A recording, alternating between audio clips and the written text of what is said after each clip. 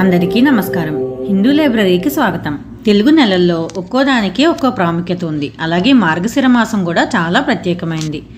ఈ మాసాన్ని అన్ని మాసాల్లోకి అగ్రగణ్యమైనదిగా పురాణాలు చెప్పాయి. ఎందుకంటే మాసానాం మార్గశీర్షాహం, మాసాలలో మార్గశిర మాసాన్ని నేనే అని శ్రీకృష్ణుడు భగవద్గీతలో స్వయంగా చెప్పారు. ఈ మాసంలో వచ్చే పర్వదినాలు ఏమిటో ఇప్పుడు చూద్దాం. మార్గశిర శుద్ధ షష్ఠినే స్కంద షష్ఠి లేదా సుబ్రహ్మణ్య షష్ఠిగా పిలుస్తారు. ఈరోజు సుబ్రహ్మణ్యుణ్ణి విశేషంగా ఆరాధిస్తారు. ఇక మార్గశిర శుద్ధ ఏకాదశిని మోక్షదా ఏకాదశి అని పిలుస్తారు. ఈ రోజునే మనం గీతా జయంతిగా జరుపుకుంటాం.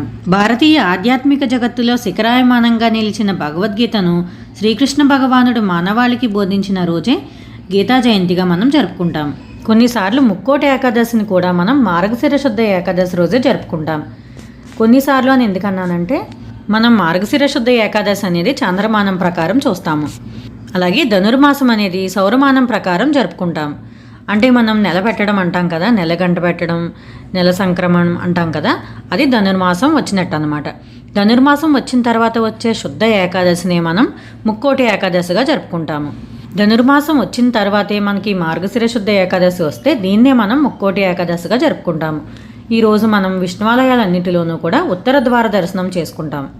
ముక్కోటి ఏకాదశి రోజు ఎవరైతే ఉత్తర ద్వార దర్శనం చేసుకుంటారో వారికి మోక్షం తథ్యమని భక్తుల నమ్మకం.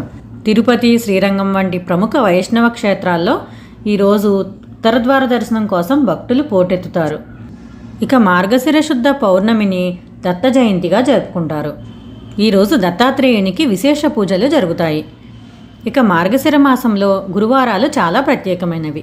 మన శ్రావణ మాసంలో శుక్రవారాలు ఎలా చేసుకుంటామో మార్గశిర మాసంలో గురువారాలు లక్ష్మీ ఆరాధనకు చాలా విశేషమైనవి.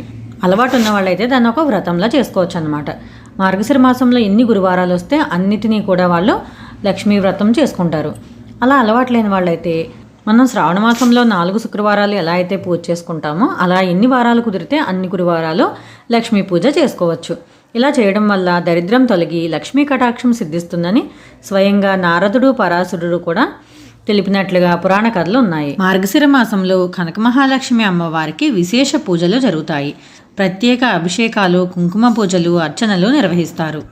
విశాఖపట్నంలో ఉన్న కనక మహాలక్ష్మి అమ్మవారే కాకుండా మనకు స్థానికంగా ఉన్న కనక మహాలక్ష్మి ఆలయాల్లో కూడా ఈ విశేష పూజలు జరుగుతాయి. వీటికి తప్పక హాజరవ్వండి. ఇక మార్గశిరంలో నెలంతా చేసుకోదగిన పూజ ఏంటో ఇప్పుడు చూద్దాం. ఏ వ్యక్తి అయితే సూర్యోదయ సమయంలో స్నానం చేసి మహావిష్ణువును ఆవునేతితో దీపం వెలిగించి పూజిస్తాడో, భగవద్గీత, విష్ణు సహస్రనామం పారాయణ చేస్తారో వారికి విష్ణు కటాక్షం లభిస్తుందని విష్ణు పురాణంలో చెప్పబడింది. విష్ణువుకు ప్రీతిపాత్రమైన ధనుర్మాసం కూడా ఈ మార్గశిర మాసంలోనే మొదలవుతుంది. ఈ ధనుర్మాసంలో నదీ స్నానాలు, పూజలు, జపాలు విశేషంగా నిర్వహిస్తారు. ఈ ధనుర్మాసం అంతా కూడా వైష్ణవాలయాల్లో విశేష పూజలు జరుగుతాయి. తిరుప్పావై పట్టణం, గోదాదేవి కళ్యాణం వంటివి నిర్వహిస్తారు. ఇవన్నమాట మార్గశిర మాసానికి ఉన్న ప్రత్యేకతలు. మీరు కూడా ఈ మాసంలో విష్ణు పూజలు, లక్ష్మీ పూజలు నిర్వహించుకుని ఆ స్వామి అమ్మవార్ల అనుగ్రహానికి పాత్రలు కండి. మరో వీడియోతో మళ్ళీ కలుద్దాం. సర్వే జనా సుఖినో భవంతు.